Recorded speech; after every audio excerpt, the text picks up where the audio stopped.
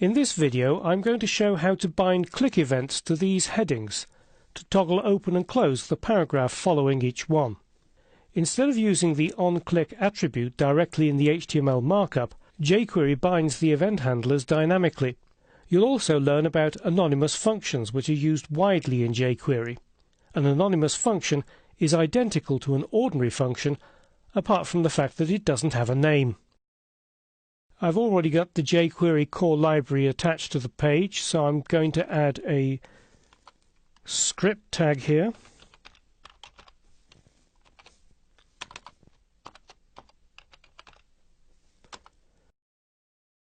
And use my snippet for the jQuery document ready handler.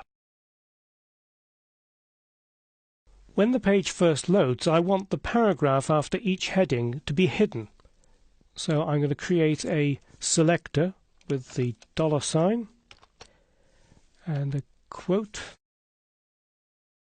and they're H2 tags. So I use an adjacent sibling combinator H2 plus P, close the parenthesis, and then add the hide method. So if I save the page, click on Live View, you'll see that the paragraphs have now gone. Of course, I could have used CSS to set the display property of these paragraphs to none, but by doing it this way, it makes the page more accessible to anyone who is browsing the web with JavaScript disabled. Because they don't see any jQuery, the paragraphs are there. Anybody who's got JavaScript enabled in the browser, the paragraphs will be hidden as soon as the page is loaded. So let's just exit Live View and continue with the script.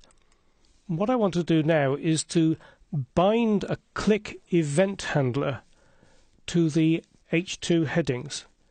So I'll just enter a new line and create a selector for H2. Then add a period and type CLI. And that brings me to the code hints for click. You'll see there are three options for click there. The first one just inserts click and leaves you to add whatever code you want. The second option inserts click followed by an opening parenthesis, again leaving you to add the rest of the code. And the third option down here automatically inserts an anonymous function. And that's the option that I want. So I'm just going to double click that.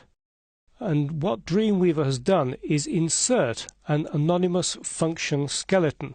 So it's the function keyword, and between the parentheses is the letter E. What that does is it captures the event that is triggered by clicking. And then you write the rest of the function inside here. The H2 selector selects all of the headings, but I want to apply it to just each individual heading. And fortunately, the way in which you can handle this is using the this selector. So it's $sign open parenthesis, and Dreamweaver gives me the option of document and this. I want this without any quotes around it. This refers to the heading that has been clicked and not to any of the other headings. What I want the function to do is to toggle open and close the next paragraph following the heading. Now, very conveniently, jQuery has a method which is called next. So if I select next and then type in the selector that I want, which is paragraph P, that will select the paragraph following the heading that has been clicked. And I want to toggle it open and closed, and guess what? jQuery has got a method that's called toggle. So just add a period, up come the code hints, and when I do TOG, I get toggle, and I don't need to put anything in between the parentheses, and just add a semicolon at the end. And let's save the page. Click on Live View, and it's toggling the paragraph following the heading that I've clicked, open and closed. Pretty neat, I think. Now there's just one problem, that when I hover over these headings, my cursor doesn't turn into a hand, so it doesn't really look very convincing to the user. So let's just fix that, again with a little bit of jQuery magic. What I need to do is to chain to the end of that anonymous function another jQuery method called CSS. So I need to put the insertion point just before that semicolon.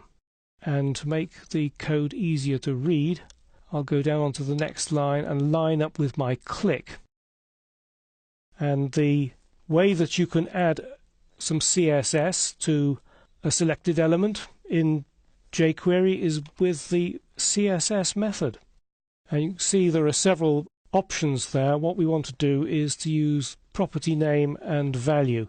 So if I type the property name, which is cursor, followed by a comma, and then the value that I want, which is pointer, and Dreamweaver is helping me there very nicely by saying, oh, you're doing CSS. I know that there is a pointer value for the cursor property. So that's it. And just save again. Reactivate live view. Now my cursor is turning into a hand as I hover over those elements, and it's toggling them open and closed. So this video has covered several important features of jQuery: binding event handlers dynamically to multiple elements, using anonymous functions, passing this as the argument to the jQuery object to select the target of an event, locating the next element of a particular type with the next method, and dynamically changing an element's CSS properties.